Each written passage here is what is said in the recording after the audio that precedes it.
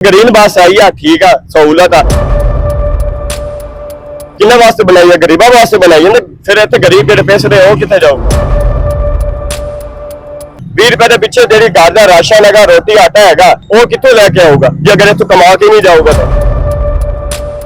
जो बाहर अंदर पिया रहेगा तो खराब हो जाएगा, बिकेगा तो साड़ी कुछ बनेगा तो असं भी घर कुछ लैके बहन भरावां खिलावांगे। लोग असैंबलियां बैठ के आखते हैं कि यार असा इन्हां वास्ते ये करता, असा इन्हां वास्ते वो करता। ए बंदा खड़ा है जेड़ा तंग है तुहाडे तो, ठीक है ना। एक मैं नहीं आ, मैं अगर एक मैं नहीं है, अगर मैं तंग है तो बाकियों को भी पूछ लो। अगर वो तंग नहीं तो फिर मैं नहीं तंग।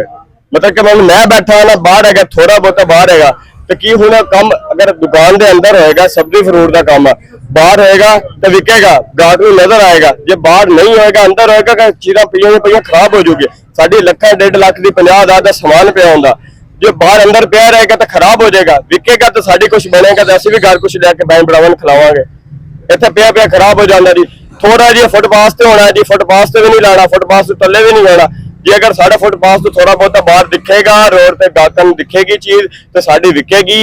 नहीं तो फुटपाथ से पिया रहेगा तो गलदा सड़दा रहेगा, नुकसान होएगा। तो जी असं चीज़ा नवे भी खाने, असं मंडी वाले को समान चकते हैं, पैसे देंगे, वो असं सवेरे मुंशिया नवे अपना किवें देवांगे जो साड़ी सेल नहीं होगी, साड़ी चीज़ां भी खराब होगी। मंडी की मार्केट कमेटी है ये कुछ नहीं करती। मार्केट कमेटी कहती है कि फुटपाथ से लाओ, फुटपाथ तो भी अंदर लेके जाओ। मैंने ये दसो कि पूरी जिंदगी गुजर गई है, मंडी से कोई सैटअप नहीं बनया पूरे जांच एरिया च शहर च होंदा। जो भी कानून होए, कोई भी मतलब के पाबंदी होए, कोई भी मतलब के कहोगे जी सैट निकाल लो, निकाल लो। मंडी मकान का रश इस गल्लों हुंदा कि 24 घंटे ट्रैफिक होंदी है। कभी कोई गड्डी की लोडिंग आ रही है, कभी कोई चीज जा रही है, कभी कोई बंदा आ रहा।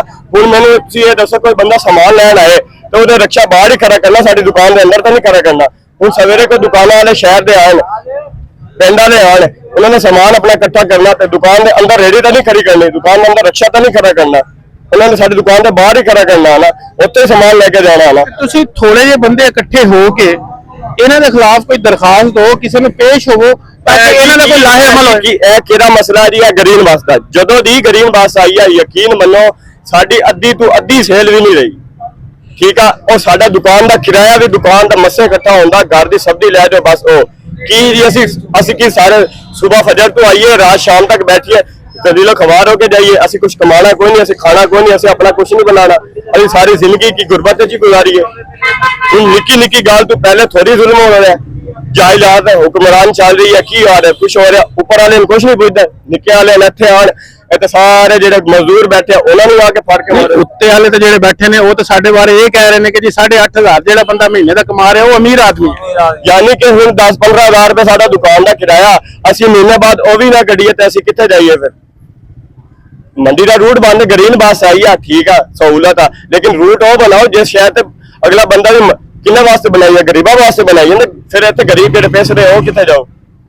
20 रुपए टिकट दे के जा रही है आवाम, चलो ठीक है, आवाम औरतें जा रही ने, कुड़ियां जा रही ने, लेकिन उन्होंने भाई है वाले अगे कमा रहे हैं इतने ही है ना। मैंने ये दसो 20 रुपए के पिछे जी घर का राशन है, रोटी आटा है, वो कितों लैके आऊगा जो अगर इतों कमा के नहीं जाऊगा तो? मंडी का रूट नवा रोड है, उधरों तुम बनाओ, इधरों 24 घंटे रूट रहता है, 24 घंटे ट्रैफिक रहती है। ये मंडी के अंदर जो है ना ग्रीन बस की वजह से इनके कारोबार जो है वो मुतासिर हो रहे हैं।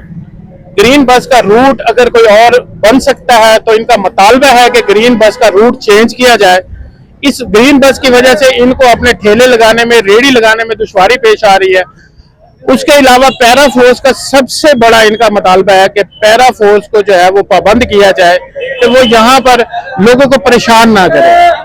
कि ये जो कमाते हैं शायद पैरा फोर्स को दे देते होंगे, जो रेडी वगैरह निकालने के लिए तो थाने में बंद कर देते हैं, वो निकालने के लिए जाते होंगे। तो हमारी जिले हुकूमत से ये अपील है इस वीडियो की तवज्जो से कि इस मंडी के अंदर लोगों के मसाइल सुने जाएं, उनकी आवाज सुनी जाए ताकि ये लोग भी अपनी रोजी कमा सके रूटीन के साथ। ये अरसा दराज से यहाँ पे कारोबार कर रहे हैं, अब ये लोग अगर बोल रहे हैं तो इसका मतलब है कि इनके कारोबार मुतासिर हो रहे हैं। एक सैलाब की वजह से मुतासिर हो रहे हैं, दूसरा पेट्रोल की वजह से मुतासिर हो रहे हैं, तीसरा ये पैरा फोर्स इनके लिए अजाब बनाया हुआ है हुकूमत ने। तो काइंडली इसके लिए जो है वो एक लाहे अमल दे, पैरा फोर्स से बात करें, इनके लिए तहफ़्फ़ुज़ात जो है वो दूर किए जाए। बहुत